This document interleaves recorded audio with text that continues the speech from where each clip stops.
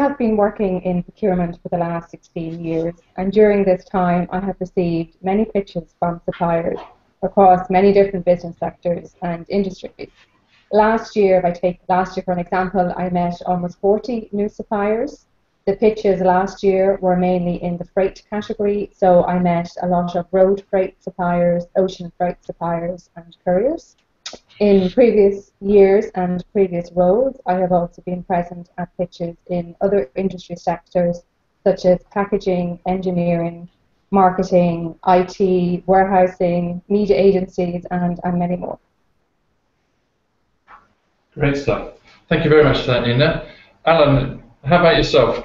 Could you tell us a little bit about your background, please? Yeah, absolutely. I started off at Rolls-Royce as an engineer and soon fell into procurement. I had some great times there, seeing many suppliers. Did a bit of work for PwC as well, working in the supply chain for the MOD. And then I became a salesperson, so I sold engineering software, so I saw a lot of sales pitches from both sides. And now I work for, we created a company called Market Dojo supplying e-sourcing software, so actually we're selling software to procurement professionals to help with the procurement process. So we really are seeing both sides of the pitch in all industries and all areas, really. That's fascinating to see the diversity of both people. So if I kind of reflect or ask you to reflect on probably the countless number of pitches you will have received over the past few years, what would be the kind of key things that you would be going into a meeting wanting to be presented with? Ina, I might ask you first, if I may. Yes, okay. First of all, the right team need to be present. And for example, if the pitch is for a particular region or a particular country, then that country manager or region pitch. And also the right level of person. So the person that is senior enough to be able to make decisions or give the right level of information. Also, similarly, if a particular skill set is necessary for this particular project or piece of work, then obviously the person with that skill set needs to be present. And also, interestingly, the right number of people need to be present. I was at a pitch once, and the supplier came in with 10 people, and you might think, well, that's very impressive, but actually it created a very bad impression for two reasons. One was, as a customer, we were worried, would it be time-consuming and difficult to deal with this supplier? So who would be responsible and who would be accountable? Who would we contact? And also, we thought this must be an expensive supplier, because we thought there's a lot of cost to build into their business if they come along with 10 people to the meeting. So that was kind of the first thing, really, that the right people are in the room with us. Secondly, what is very irritating is if you just see the bog standard 100 PowerPoint slides. We really want to see something that is tailored and brief, a brief presentation, but tailored to my requirements. So take out all the slides that are not relevant and just show me the information that is relevant to me, my company, and my needs. Again, kind of on that line, so preparation and do your homework. When I meet a new supplier for the first time, I would always ask them, what do they know about my company? And if they say nothing, this creates a very bad impression. So a supplier that has researched my company, has come prepared, and creates a much better impression. On kind of a personal level, a lot of energy and excitement and engagement is really important. There is nothing worse than being in a room with a supplier that is bored or totally disinterested. Because then, as a customer, I feel, well, if they're this disengaged already and they haven't won the business, what would they be like if they actually won the business? How responsive would they be to my needs? So I like to see a lot of passion and energy and interest and hunger for the new business. There's two other things, really. Good knowledge about your own products and company. So I need to have trust and confidence that this supplier knows their own stuff inside out and that will have a solution for any of my needs and requirements and can come to me with solutions and suggestions. And then also, I suppose, if the pitch is the first initial meeting, I would like to know, if this supplier was successful, how my account would be managed. So something about account management, what the implementation and transition plan would look like, structure and timeline, etc. So that's kind of basically it. That's a very comprehensive list. Thank you very much for that. Alan, if I could bring you in at this point, you've obviously heard what Ines had to say. How, from your experience, would you say things? Are they the same, or would you say, from your experience, you were looking for other things? Yeah, hi, thanks. Yes, some great points there, and I'd echo a lot of them. I think definitely the research. You want to see someone who's well prepared, someone who is very courteous as well in terms of their presentation, that they look after their time and have a good structure and keep a nice clean, simple yet comprehensive presentation. I think there's also one really important criteria on pitches is to be able to ask the right questions. They always say, salespeople should be able to listen, but if you're listening to kind of stories the whole time, you're going to be not very good on the time management. I think it's very important for people to ask the relevant questions with a feedback loop showing that they've understood what's going on. And I think another thing on pitches is that people need to be flexible. Sometimes projectors fail, for example, and you need to have backup plans on that. I think a lot of Ina's points are on the personal level are very important. Energy and enthusiasm, definitely. Honesty, empathy, and making sure it's engaging. All in all, every pitch is different, and like managing people, you need to manage pitches in different ways. So the same pitch to different people might have to be tailored depending on the audience. So we've heard right team, right people, tailored briefs, heard structure, keeping it simple, asking the right questions. If you had to actually just rank the top 3 things that you wished everybody would include in a pitch, what would they be for you? Okay, the first one would be a brief, tailored, focused presentation, and not the box standard 100 slides. The second one would be an understanding of my requirements, my company, the challenges I face, and come with the mindset, how can you help me achieve my goals, or how can you help me overcome my challenges? And then the third one is, as I mentioned, I suppose on a very practical level, I would like to know how the account would be managed if the supplier was successful, and what implementation and transition would look like. So that leads into Alan's point there on structure and clarity and plan. And Alan, same challenge for you. What would your top 3 be if you had to distill them down into just 3 things that somebody'd have? Yeah, no, very good. Those are good points from Ina, so I hope I'm not going to cover some of those again, or we'll have to find some new ones. So I definitely agree with all those. Great points there. I think 3 kind of important things on a pitch. I think showing that they've got a strong company pedigree, where they've come from, showing that their company has a good kind of future, I think is very important. Some relevant personalized examples. So as Ina mentions about tailoring it and detailing their requirement, I think suppliers need to have some very good case studies and examples showing that they've understood the requirement, and they know where they need to see some relevant case studies from before. And also, it's good to see when suppliers don't, I think that the term is prematurely elaborate, to try and make sure suppliers don't assume too much, and they listen and feedback and target the presentation rather than give kind of a general pitch. So those 3 would be my top there. A lot of overlap obviously with Ina's side there, which are some great points. Well, I think the fact that there is overlap says there's consistency across the way that different salespeople from different industries can approach the set in a similar fashion.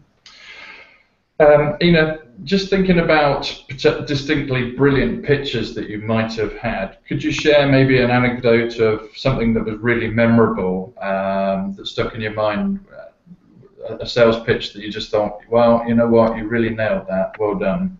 Yes, there actually is one that really does stick in my mind. It was, I was working on a data communications project or a computer networking. And normally the process I follow is before I issue a tender or an RFP, we always meet with the suppliers beforehand. So we can meet and discuss their requirements and have that initial pitch before we issue the document. So in this particular project, I was working as a consultant for 4 different companies. They had requirements in Europe, Asia, and America. And in this market, it's dominated by 4 big global players. However, our market research had also highlighted there was other more regional suppliers that were gaining market share in this space. So we invited one of these smaller, more regional players to pitch, as well as the large global players. So one of the, this pitch was with the one small regional player. So this supplier was so engaged and so excited for the opportunity and just so enthusiastic. I mean, the whole vibe and energy in the room was just fantastic. They came with the right people at the right level with the right backgrounds. They had researched our company, our locations, our requirements. They had actually gone even a step further and prepared a solution. They had prepared WAN diagrams and kind of networking architecture solution, and they could present them to us in the meeting. And this was beyond our expectations of a first initial meeting. This was not what we had expected or anticipated. They had then also thought about the challenges that we were facing, and they had a few suggestions and solutions as part of their pitch. And they were flexible. Anything that we mentioned that may be an issue, they were trying to find a solution for it. So, I mean, overall, they were very impressive. They knew their products and their markets inside out. They had done their research. They knew our requirements. They came with possible solutions. And they were just so keen, eager, and engaged, and had so much energy in the room. It was a very, very good pitch. That's brilliant. That's a really great example of just in terms of how somebody's thought about it in advance and really pulled it all together in that first pitch. Alan, building on that, what would be the most memorable for you? Yeah, no, that sounds like a great pitch. Maybe we should get them in to present to me. They sound wonderful. Just a pitch was stuck in my mind is one fairly recently, actually by some recruitment consultants, and it just wasn't amazing per se with any one particular thing, but just accumulation of things. They got in touch. They arranged a meeting promptly. They were flexible around our needs. They came prepared with respect to a good presentation with kind of relevant flyers attached to our needs. They were very professional in their get-up. They didn't interrupt. They listened. They asked the right questions. They fed back. They were personal, and they focused on what we wanted, and I guess that's kind of coinciding with what we think from a good pitch. And so there wasn't particular one thing which stood out. It was just the professionalism came through and the preparedness, and it isn't until you see a lot of pitches that you realise that those kind of pitches are actually an exception rather than the norm. Little things like tailoring the presentation, putting the logo there, even though they only take seconds to do, they can mean a lot. That's fascinating that you talk about there being the exception. There's obviously therefore a number of different presentations that you've been presented with that haven't been winners. Maybe you could just take us through types of pitches that have turned you cold. What were the kind of things that people have done that have really left you with your mouth open? Yeah, I mean that's very interesting. I mean, you do tend to take part in many presentations which are a death by PowerPoint, which I think is becoming quite luckily a bit old-fashioned. When people have got their slide deck of 100 slides and pick which ones they showed you without any kind of personalization. So no personalization would be pretty bad. There was one recently, and I think the thing that turned me off about them is something which you can see quite a lot. So I think one of the things it was pitched by an internet company. I won't say the name, but there were far too many assumptions in the pitch, and I think that's very important from a sales perspective to come across. Instead of like, we can help you, which kind of says, I know your business better than you do. It's kind of like the language should very much be around, we you know, we've done this and this in the past with these clients who are in your industry. We might be able to help you. Would come across much better than the kind of assumptive pitch where, hey, we can help you save lots of money, for example. So I think pitches where you get too many assumptions, also ones where you get the kind of, let's say, amateurish sales tactics. You know, if you you get a free cake or something if you buy from us today type thing, and also pitches where they're deliberately obtuse or perhaps even lie with respect to words like "we are the world leading" when clearly they're not, and maybe some white lies around their turnover, or we're the market makers in the industry, or I mean, this particular supplier, we caught out on so many little lies, and it just doesn't endear you to them. But I think that out of those three things, the most important thing is don't make the assumptions. Be very kind of, we understand the issue, and I think this is an area we may be able to help you. And I think there's a few books on persuasion out there, and persuasion is all about also when you follow things up, or when you're coming to the pitch, about doing what you say you're going to do. And I think with respect to the pitch and the ongoing relationship, if the suppliers are doing what they say they're going to do, then it's all around persuasion. You're going to, that's the first thing in your mind when you next speak to them. If they've done it, it really creates a strong relationship. That's great to hear. In terms of things that good pitches maybe that have gone bad for you, what experiences could you share? Yeah, I suppose some pitches start off bad and just really bad. Some start off okay and then actually go downhill. But something that Alan said there about assumption, I mean, that is so correct. The worst pitch I have ever been in was actually for the same project as the best pitch I've ever been in, and it was for data communications. And it was one of these big global players, and they came in assuming that we knew all about their company and what they could do. And we sat there at the start, and I had my client was from Finland, so he wouldn't have been very familiar with the UK-based company. So I started off and I said, well, we'll start with company introductions. Would you like to introduce your company? And there were two gentlemen, and one said, but sure, you know who we are. And I was like, well, I'm sorry, not everybody in the room knows who you are. And then he said to me, but sure, I'd have to take my laptop out of my bag and turn it on. Do you want me to do that?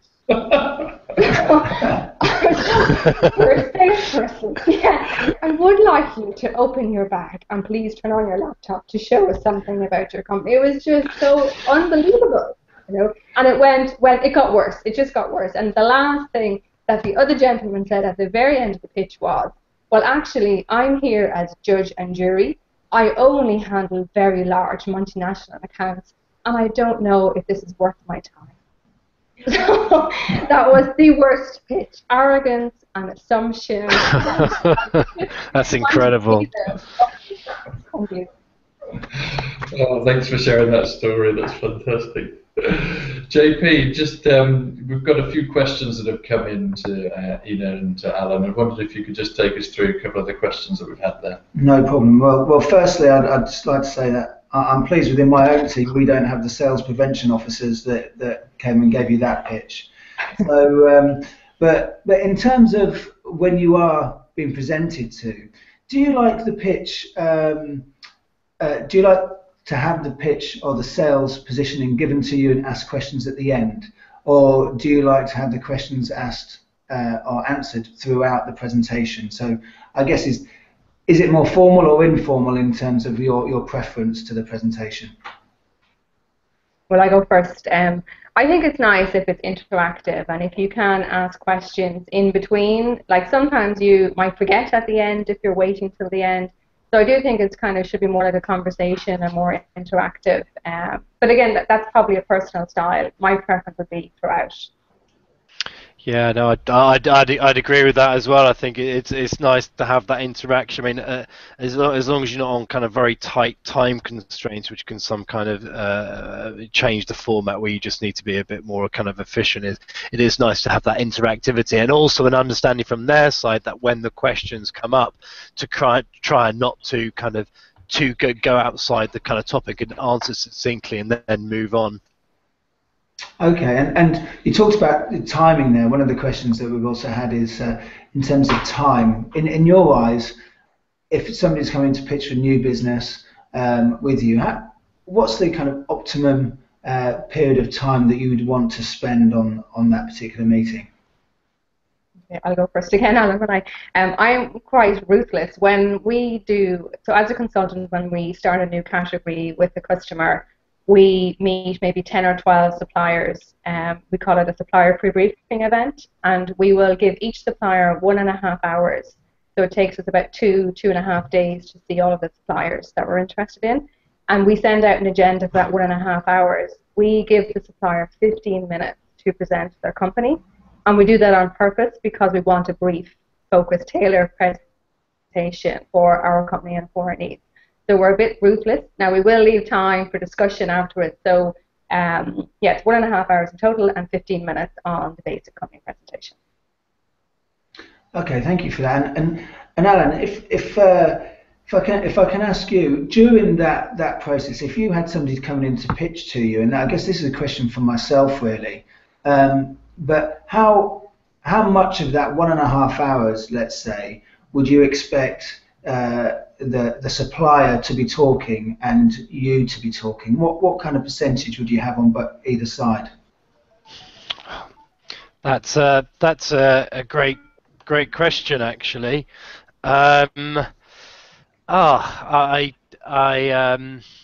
would expect the suppliers to be talking more, focusing on our needs and trying to be succinct. I think in terms of when you have a presentation and they've got like a certain amount of time, I think it's nice to keep that time, but also it shows their level of preparation. It's a kind of a test in itself. It does also depend on the type of discussion. Some discussions may require more explanation on the kind of the host side of the meeting, but generally I think you'd be expecting the suppliers to be talking maybe a bit more, but in a focused way and providing value rather than just kind of blurb, as it were. It's a very interesting question, that. Okay, on that, thank you both for that. I certainly got some, if nothing else, I've got some useful insights in terms of how I'm going to pitch business in the future, so thank you. At this point, I'd like to bring in Ian, Commercial Director at Levata. Ian, there's an age-old adage, you only get one opportunity to make a first impression, so from your perspective, what are the key aspects of creating the right environment and delivering that winning pitch when you go and meet your potential customers? Okay, so good afternoon, everybody. Just to set the scene about our company, so we are a global supplier to the automotive industry. We make components used to weld car bodies together. So you might have seen on the television car bodies being welding and sparks flying everywhere. Well, actually, our products are such that we can prevent the sparks from happening, but that's a general image that you get when you see it on the television. So our customers are mostly the car plants and their components or assembly suppliers. So these are the companies that make sub-assemblies that are also welded but then supplied into the car plants. So this means that we operate in a truly technical environment, and for us, the pitching takes place at the end of a very long process. So it's quite likely that we will not meet the buyer until after several weeks or several months or even several years of planning. So the buyer for sure is part of the decision-making process, but there are many other decision makers, and those are the guys that are generally, or guys and women that are generally in the plants, be it in production, engineering, and it is our job to identify those decision makers before we get to the pitch process. And during the planning process, we need to really understand what the customer needs are. So this involves regular visits by our sales engineers to the plants, talking to the various people there, understanding what their targets are. And it could be that at different levels they have different targets. The body shop manager might have a different target to the actual welding engineer. So during that long period, it's up to us to really understand how we can help the customer, so that when we get to the pitching process, we are fully prepared. Okay, so what I got from that is, I guess, clear alignment and expectations on the roles and responsibilities, and also, which is very reassuring, following Alan and Ina's comments, that you do tailor the proposition towards that customer as well. And in terms of you being able to create the right environment for the customers, what do you do in advance of the meeting to make sure that the environment and the presentation style is suitable? Okay, so for us, it's very important that we have the right people at the meeting when we are actually doing the pitching. So that means from our side, we would have the sales engineer, and this is the person who's been in regular contact with the plant and made regular visits. There will also be myself present, or even our MD, who also has a sales background. And with those two people, we can cover any commercial questions, any technical questions. But we do need to make sure that we have obviously the buyer in the room, and that we have representation from production and engineering, so that we know that beforehand we've worked with those production and engineering people, so we know that we can have their backup during the meeting. If there are any questions from the buyer, then we can get their inputs, normally positive inputs, because we've worked with them beforehand, which means that at the end of that meeting, we are in a good position to hopefully have a decision and move forward.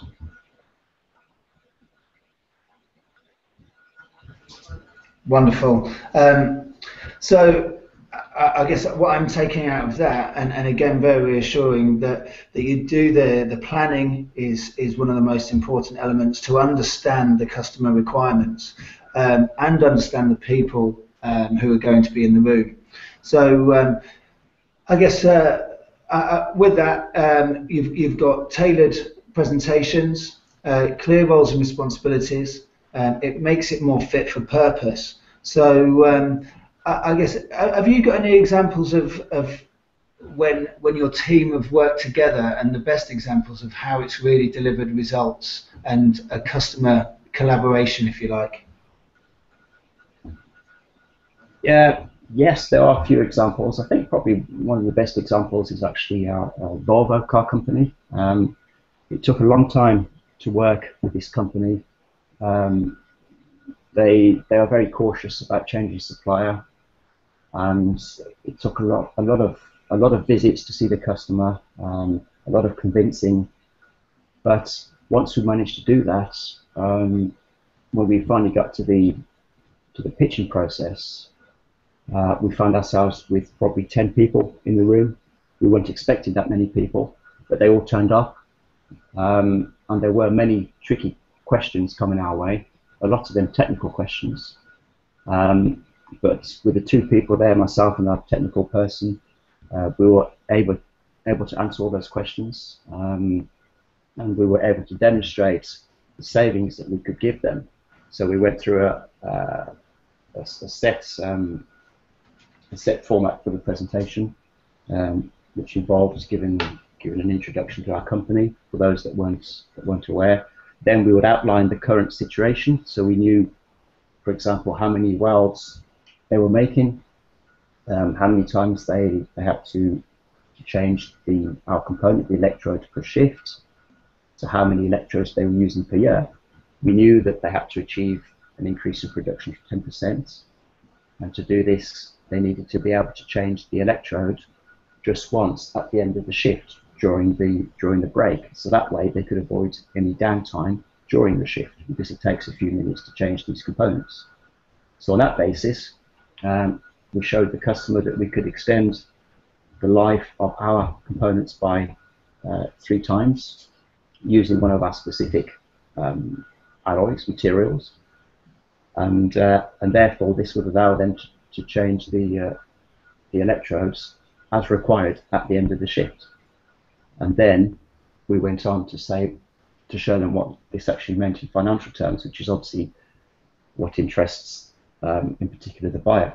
So we did that. We demonstrated the saving. So that meant there was a saving for the buyer. There was an increase in production for the production people. And going forward, we reassured them that we would offer the required technical support, and that is actually our unique selling point, the technical support. And on that basis, we were able to move forward, and now we've been supplying the company for something like 4 years. And we make regular visits, regular technical support, so they know that they can rely on us, and that way we are in a good position to satisfy the customer and keep them as a customer. Fantastic. I think for me that really stands out, that post-pitch care and attention. So I've seen so many examples of great pitches, and then once the meeting closes and there's a project to be done, that actually the follow-up doesn't necessarily deliver the results that everybody expected coming out of the meeting. So could you explain a little bit, Ian, about how you then follow up the pitch with your post-meeting care and attention in order to really get it over the line? Okay, so we have to make sure that that we do make these regular visits, and it happens. I mean, once every couple of months, even 4 years down the road. Although we don't really need to be there, we are still going, or our sales engineer is still going there every two to 3 months to make sure that they have the right support, because it could be that that quite often the customer may not tell us that they're having difficulties and that they would like extra support. And the danger then, of course, is that if one of our competitors comes in, there could be a threat to us and our business. So we have to make sure that we do regular visits. Even if the customer turns around and says we don't have any issues, at least we know that the customer is happy. And quite often they do actually have issues. They might not know they have issues, but they have issues which we can help them with further. And by doing that, they can see that we are supplying ongoing technical support and that we care about the customer. And therefore, that's a good way of retaining the customer. And if a competitor came in, they would not be interested, because they know that they can rely on us and our support going forward. So we don't just do the pitch and walk away. We do that for all our customers. And as I say, that's our unique selling point. Our competitors do not do that. Only we do it. So our team of sales engineers are constantly visiting customers, making sure that everything's okay. Fantastic. Thank you for that, Ian. So I guess if you don't mind, Alan, I'd like to ask you a question based on that. Post a meeting or a pitch, does it frustrate you if the potential supplier come back with lots of questions, or does that demonstrate they've really got a passion and an appetite and the energy to follow up the meeting and deliver what they've promised you? Yeah, very good question. I mean, I think in terms of, as long as the questions aren't repeats of what came up during the meeting, I think, in any proper sales process, if you've got a lack of questions, then I think that it might quite rightly equate to kind of a lack of interest or a lack of caring. I think questions are very important as long as they're focused and honed, and then obviously the supplier's doing what they say they're going to do with respect to the questions, which leads on to kind of the creating relationships, know, like, trust, and all that side of things. Fantastic. Thanks, Alan. So on the back of that, thanks again, Ian. I'm going to hand back over to Chester. But thank you again, guys. Really useful insight into both pitching, receiving, and pitching for new business there. Yeah, thanks, John. Just looking through some of the questions that we've had streaming through on Ellie's laptop. We've got a question here for Ina around the post-pitch process. There's some interest being asked around what happens from a procurement and buyer's perspective after the sales pitch? What kind of goes on once you've received that first pitch? Okay, well, the way I work as a consultant, we have a very detailed, structured process. So, as I mentioned, we do this initial pitch, and then after the pitch, we would always issue an RFP or a tender document. And we would have worked on that tender document maybe for 1 or 2 months previously with the customer. So, after the pitch, the tender document would go out, we would give the suppliers 3 weeks to respond to that, and then we would follow up with another face-to-face meeting. And in that meeting, we would give the supplier feedback on their tender document or their written proposal. Also, though, tying in what Alan said, I totally agree on the questions. It's perfectly fine for a supplier to come back with questions if it is information that you haven't already given them. If it's information that you've either emailed or verbally given them in the pitch, it's quite frustrating then to be asked the same questions again. But it's actually the opposite. It's very positive if they're asking questions and you know that they are thinking about the solution or thinking about your requirements, if they're relevant questions. Does that answer that? It's fantastic to see how post the pitch the process flows through, and it's just about helping us understand, as maybe a team of salespeople, what you therefore then go on to do with that information that we've just shared with you. So thank you for that. JP, a question for you actually. You obviously work for a very different business to that of Ian. As a family-owned business, how does the likes of Sackler differ in its sales process in terms of preparing and getting your team ready to pitch for business versus the industrial examples that Ian's given us? Yeah, I think firstly, when you compare Sackler to some of the other food businesses that are out there, we have to provide a different level of customer service to what some of the, as I said, some of the bigger food companies would be able to offer. And part of our ways of working, if you like, are agility, speed, and reactiveness to what our customers are requiring. So we have to show that difference in our ability to deliver what the customer wants. But also for me, I'm always on with my team about us making sure that we've done the appropriate planning and we understand the profiles of each of the individuals that are going to be in the room, and what specifically are they looking to take out of the meeting, because it is much easier as a large supplier to get regular meetings or get time in a procurement team's diary, a buyer's diary. With a small company, you have to make sure you add the value in that meeting, and if you don't do the preparation both on the individuals and the requirements, then it makes that very difficult. But also, we believe at Sackler that food is joy and it's the experience. So I say to my team, we don't sell jars of food. We sell the experience of enjoying a fantastic meal occasion together, whether that be with family, whether it be with friends. And it's that experience and that more emotive sell that we talk about. So we don't necessarily talk just about our products. We talk about what the result of eating our products is, and how it can be enjoyed by a number of individuals, and that sets us apart. I've been in lots of businesses, whether it be whatever line it is, you talk about a case of 6 of whatever product it is, and it could be anything from a cleaning product to an automotive product, but we talk about the specific occasion, if you like, and as I said, what the product can deliver, and that sets us apart. And it's not right for everybody, but we are specific in terms of how we target certain customers as well.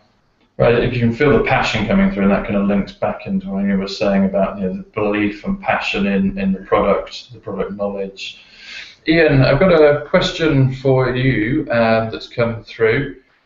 Just reflecting through from Ina and Alan's comments at the beginning, what would be the things that you might actually reflect on and change in your approach based on some of the things you heard at the beginning? I think our approach is pretty unique in that we don't, as I said, we don't get to see the buyer until the end of the process. So for us, we always start to approach a customer through their engineering or production departments.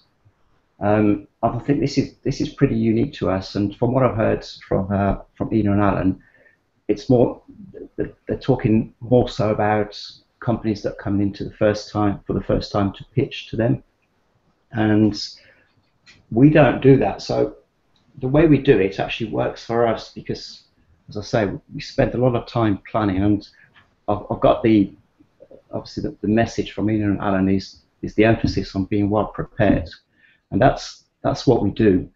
But obviously in other industries, I understand that it's not possible to always spend 6 weeks, 6 months, a year with the customer to understand that.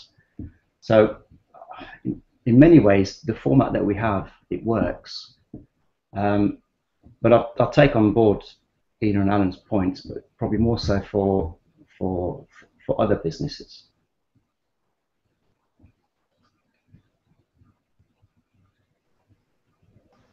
Sorry about that, we've got ourselves caught on mute there.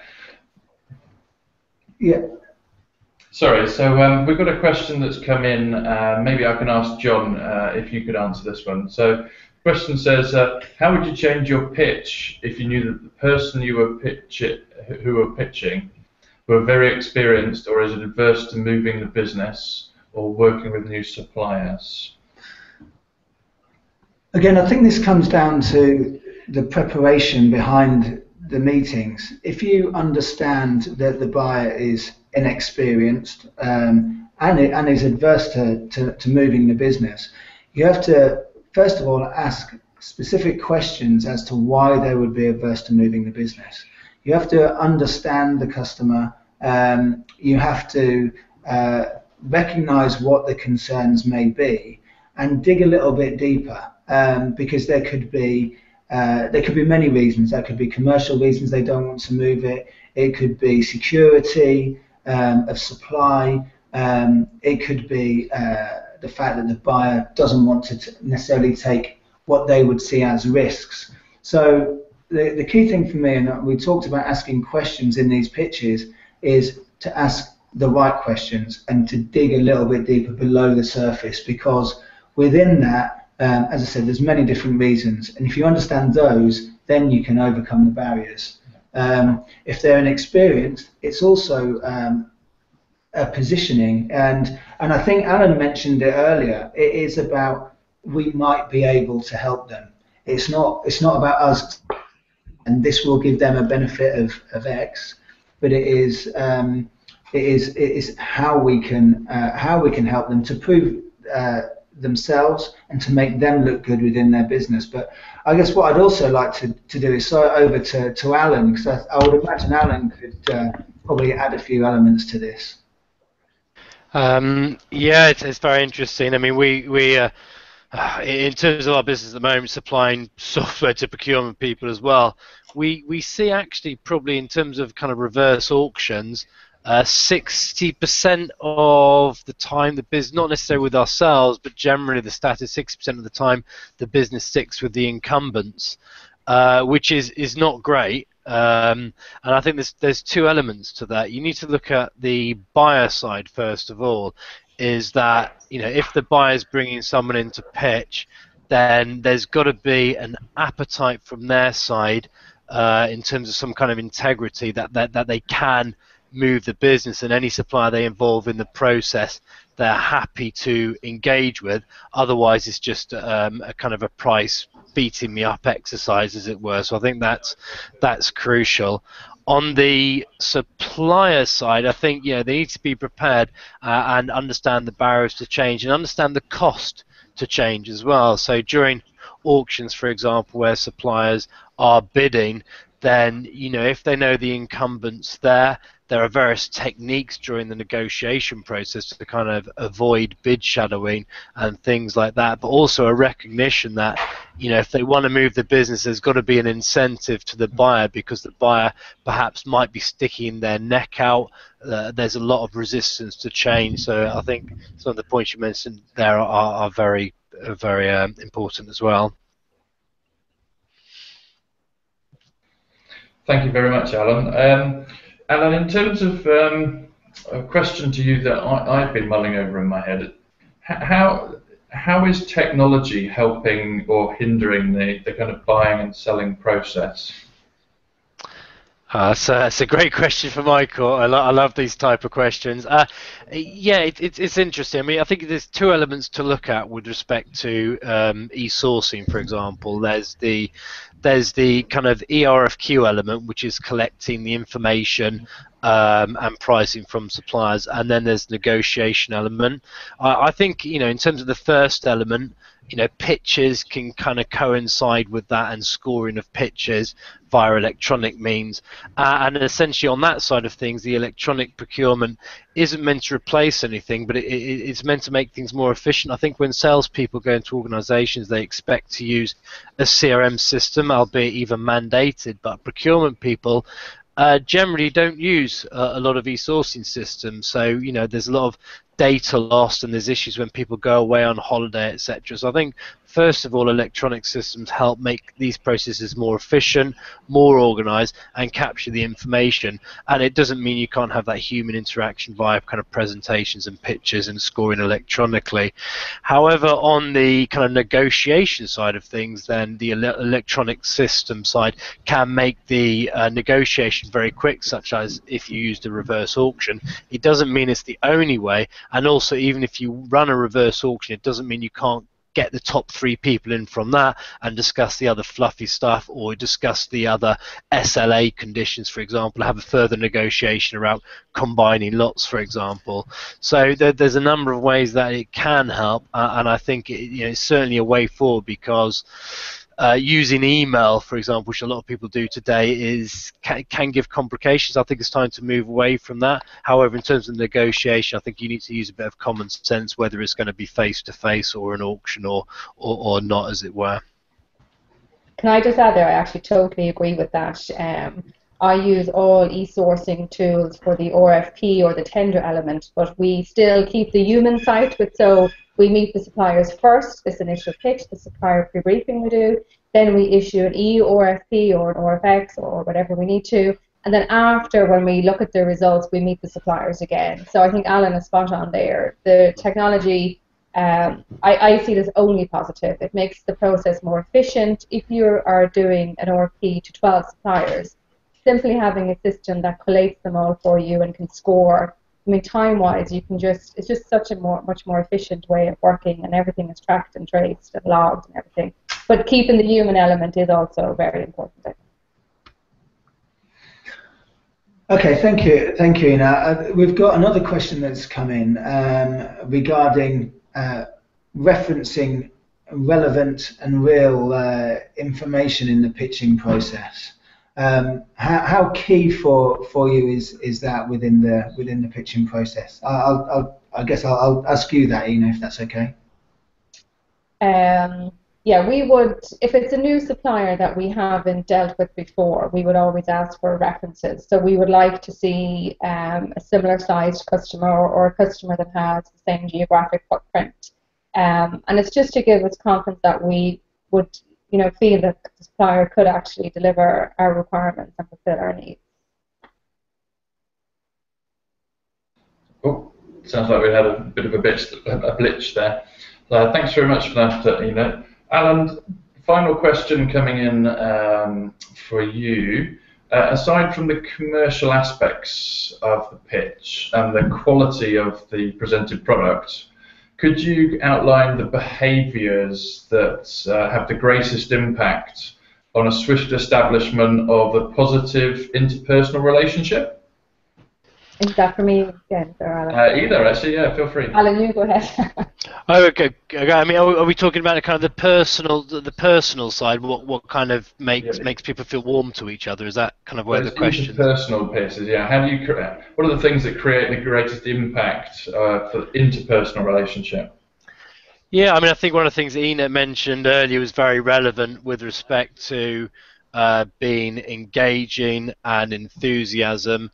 I think that comes across so well to warm people's hearts in terms of this is they care about the business. I think honesty is another one, but I think empathy is one of the big ones to create that interpersonal kind of relationship, to really understand, using your intuition to kind of ask the right questions to really get at what the issue is quickly, and back to what we mentioned earlier around persuasion, doing what you say you're going to do. If you've been asked to bring something or do something or prepare something, then that helps to create the kind of the interpersonal kind of relationship side. Maybe Ina's got some points she'd like to add to that. I don't know. Honesty actually is a very good one, and credibility. There's a first interaction. You want a warm person with energy and that's enthusiastic about your business. But that honesty and credibility gives you confidence as a customer that the supplier could actually do a good job for you. So, as Alan said, there, follow through. If you promise to do something, do it. If you promise to get more information or come back or whatever, do it. Follow through on what you have promised to do and build up that trust and that credibility. Well, thanks, guys. Really, really useful builds, and I think I've been writing notes down as we've been going as to lessons that I can take out today and move forward. So, Ellie, just in terms of what happens after we say goodbye, would you be able to just quickly talk us through what's going to happen next? Yes, thanks, Chester. We've had great audience participation, so it's wonderful to see that lots of people are interested in this subject. So on that note, if you have any other topics that you want to know about, then my email address is at the bottom of the screen. Send us your requests, and we'll talk about that internally with the aspirants, and we'll get back to you. And if you want to volunteer as well, if you want to run the webinar in the same format or in another format, then get in touch, and we'll put it through. Okay, great. Thanks for that, Ellie. So that brings towards the end of our webinar today. It just leaves me to say a massive thanks on behalf of the Aspire team to all of you for listening and for having some really great questions. Thanks for the participation. Thanks also to our brilliant speakers. Ladies and gentlemen, without that, we couldn't have made today happen. And finally, a huge thanks to Ellie and a gentleman called John Ward, who is running the technical support for today. Thank you, everyone, and it's goodbye from us.